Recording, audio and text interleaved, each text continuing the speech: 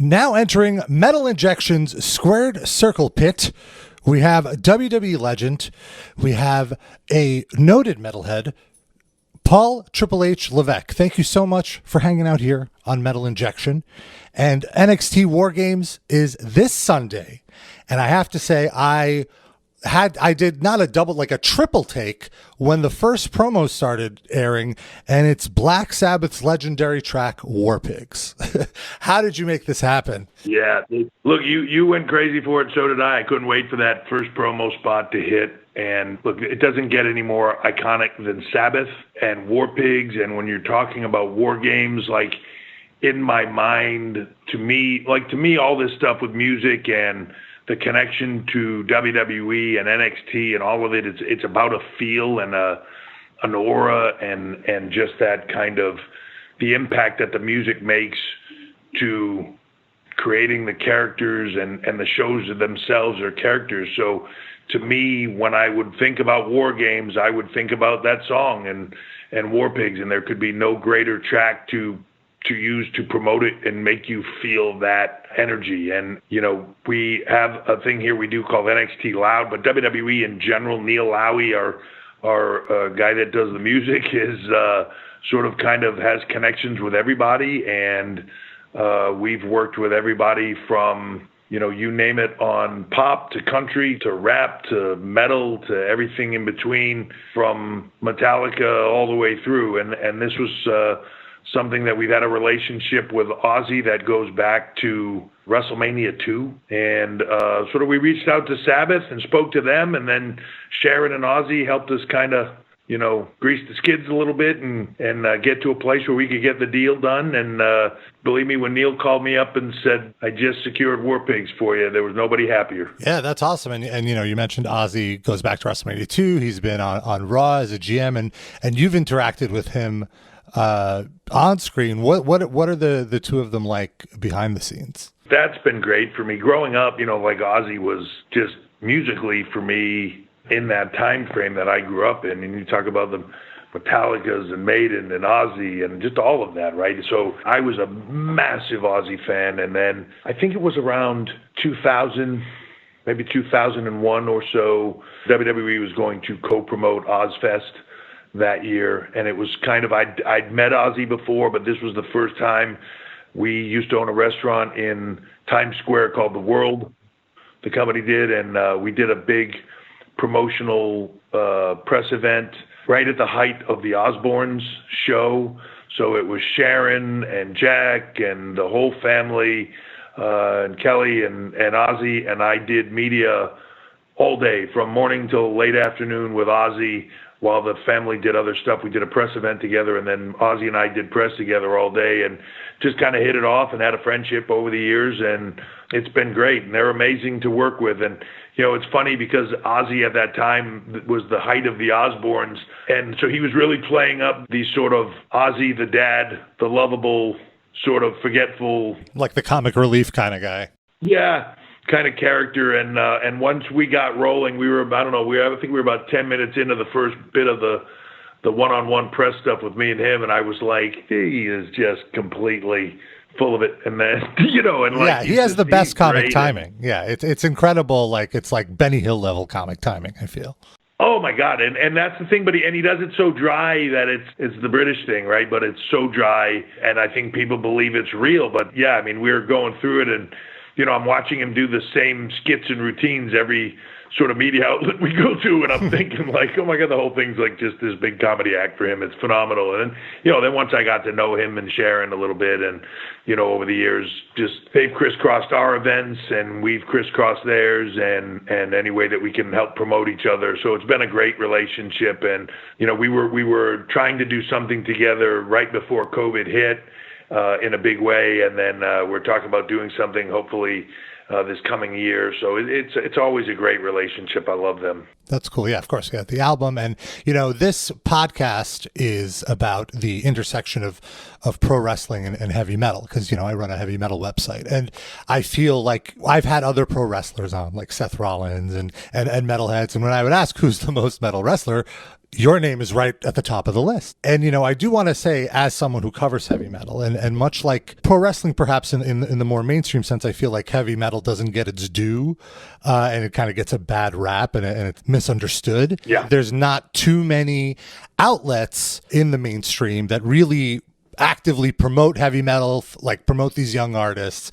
And as somebody who covers heavy metal and is desperately looking for any help, I want to personally thank you for all the opportunities you've given to metal bands. Like I have no doubt that people watching pro wrestling, the first time they ever heard Motorhead was your entrance. That's kind of, for me, it was a little earlier, but that's how I got into heavy metal, was just like pro wrestling entrances. And there was always a connection there. Yeah, Lem, obviously, we had never met before. I wanted my entrance music to sort of be in that vibe of their sound and their guttural feel. And we ended up getting them to do it. And then that would, over time, strike up a friendship, a very, very strong friendship between Lem and I, and that would last right up until the very end. And it was interesting that we did the music, and then this was about the time he and I were kind of starting to get into a place where we were becoming not just somebody that did my music and the wrestler guy that I did music for, but where we were becoming friends outside of all of that, where we didn't even really talk about any of that stuff. We were just friends. And I went to see him. I don't remember what city they were in. It might have been New York, but they were in town. He buzzed me. So I drove in to go see them, and we were talking, and he goes, dude, you got to look out there tonight. He said, I'm just going to stand out front. And he said, when you turn around and look, he goes, wait till you see all the kids that are at our event. He goes, we didn't have any of that till we started with you, man. He said that the shift, he goes, it used to be like an old-timer event at our shows where it was all these like old metalheads that had kind of aged out, and it was like, this old thing. And he said, man, all of a sudden we're like this cool young band, and we got young kids here and teenagers and young adults that are at our shows again. It's been like a refresh for us, and people were getting turned on to them, which to me there was no bigger compliment of. But I see that going forward now in what we do. To me, I love the music, I love the feel and the power of it, so using it for what we do. But when you see bands that we've worked with, and they give us the gift of their sound to help create that environment, and in the flip of that, they get a PR and an exposure thing that they really sort of couldn't get anywhere else, because there's nobody that gives them that platform, sadly, anymore. So when you talk about the Code Oranges and Poppy and just all the different bands, Motionless in White, and just different people that we've worked with and have great relationships. It's amazing. Yeah, like you're not hearing Slipknot on any other show on the USA Network, I would say. Yeah, that Murder, She Wrote rerun isn't using Slipknot. I'm curious, when did you start listening to metal? Like what was the moment for you? And something I ask all of my guests is, did your love for heavy metal come first, or your love for pro wrestling? So they both happened about the same time. Probably the wrestling thing happened a little bit younger. I think I was probably like 5 or 6, maybe, when the first time I can remember watching it with my dad. And just being enamored with it, and seeing Chief Jay Strongbow was the first guy I ever saw, and I was just like, oh my God, what is this? And I thought this was the greatest thing I'd ever seen. I just did an unboxing not that long ago for Sabbath for Paranoid for the 50th anniversary of the album, and it was one of the first albums I ever got. I asked for it for Christmas, and I think that year. I'd have to go and look to see what year that was, but it was either that year or that, like in those years for Christmas, I got like Kiss Double Platinum, Black Sabbath, Paranoid album, and one other, and I don't remember what it is right now, but sort of got turned on to that stuff at a very young age, probably first, second grade, and just heard it and was like, oh my God, what is that? I remember hearing Sabbath for the first time. I heard Iron Man was the first song I ever heard, and just thinking like, oh my God, I got to get this. Like, what is that? Somebody told me what it was, and then and I had to have it. And that stuff just connected with me. It connected with me powerfully in a different way. I think much like wrestling did. There's something to those things for me certainly, but for certain kids where superheroes and powerful things, and that power and that energy and that aggression resonated with me. And still does to this day, Right, and it's in a way like a bit of an escape too, because it's this whole different world. And then when you get into it, it's funny because I think there's a lot of people that look at metal sometimes as like this, because it's heavy and aggressive in that manner, that, and movies use it to create certain images, right? Just like we do. But I think there's a mistaken thing that like people that listen to it are violent or whatever. You go to heavy metal concerts and it's all like these Satanists or like people doing violent things, and violence happens at these things. And the truth is, and I realized this when I started going to my first concerts when I was a kid, like, oh my, I got to look at community. Like all these people get along and they all share this passion for this same music. And you're a young teenage kid or younger, and yet there's these older teenage kids that in any other setting would be like, wouldn't have the time of day for you, but because you're at the same concert together, all of a sudden they're like, you have this bond together. It's a different thing. You see that, I still see that to this day. NXT, we do a lot of things with Download Festival or these metal festivals, or the bands that we do stuff with, the camaraderie that it brings, the community that it brings, the bonding that it brings to that stuff. It's actually really cool to see. It's the exact opposite of what I believe people think that it is.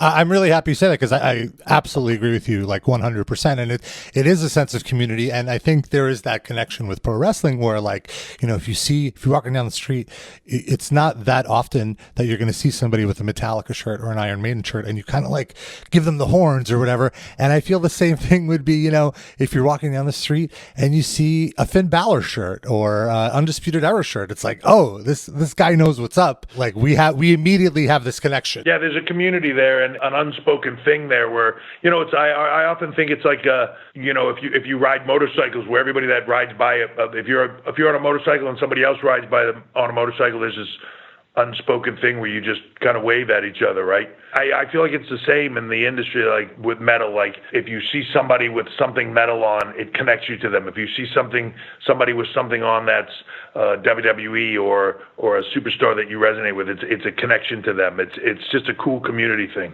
Another person that is huge in the metal world, that also a noted wrestling fan I wanted to mention, is Adam Jones from Tool. And, Tool is renowned as this amazing prog metal band. And, I have my love for them as well. And, a few years ago, I'm tuning into SummerSlam, and all of a sudden, ladies and gentlemen, to perform the national anthem, here's Adam Jones. And Adam Jones, to me, doesn't seem like the outgoing person of that group. Like, they don't even perform with spotlights on them, So how did you convince him to get out there and do the national anthem on this huge stage? Dude, the funniest thing is he wanted to do it, was excited to do it, and then was so nervous. And he was like, oh my God, well, I don't get nervous like at all for our concerts. I've never been this nervous to play my whole life. Like, this is the most ridiculous thing.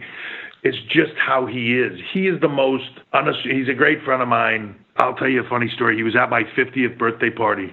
My wife throws me this crazy 50th birthday party where there's like a local band that's playing that's a friend of a friend, but he's like a local guy. I don't really know him, but they got a band and they're pretty good. And at the end, like, they go into 2 Tool songs, and Adam's sitting there. And, like, they play these Tool songs, and then they get done, and I walk over to him with Adam, and the guy is like, holy shit, did I just play your songs in front of you? Like, you know what I mean? It's the craziest thing. But then, like, Adam's the most unassuming guy. Then this will sound like I'm telling you to my own story, but my wife gets John Fogerty, and Billy Gibbons has been a friend of ours for years, play my birthday party. So that's part of the surprise. Like, this local band plays, and then later, like, Fogerty plays and Billy Gibbons plays.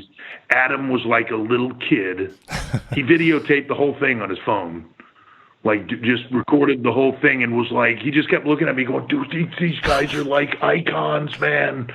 Like, he was just out of his mind. That's so funny. Like it's so cool. Like I love when you see people that are like at his level, but they're just such fans of the genre and the other people. And man, it's their passion. They're not just, I don't know. He's the coolest guy for that to me. And he called you like his Yoda, which I feel is very high praise. And I think he meant like old and wrinkly. I think is what is. Yeah. No, I think it was more. He was very like he took the influence from you of like presentation, I believe he was saying, and how you guys put together the sets, and obviously like WWE is in a league of its own with the production and the graphics and all that. So it was just very cool to me to see a guy like you said, someone so highly revered, find you in such high reverence.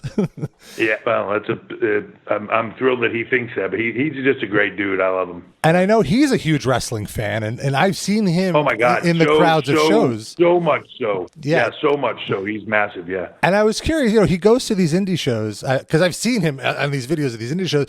Does he text you like scouting reports, I guess they would be? Like, hey, you should check out this. I saw the craziest wrestler or whatever like that. Yeah, it's fun. We'll talk about it every now and then when we see each other. We'll talk about it. Or he might send me a text, or he's friends with a friend of mine. They're really close, and so they'll text a lot. And he'll send me stuff. Go, hey, I was talking to Adam yesterday. Adam said to tell you this, and he'll tell me a bunch of stuff, which is really cool. So yeah, he's just a huge fan. It's a funny thing. He's like a performance art guy. His wife is like an incredible artist, and I often think of him as like. It's funny. I almost think of him less as a musician, and he's more of a performance artist to me.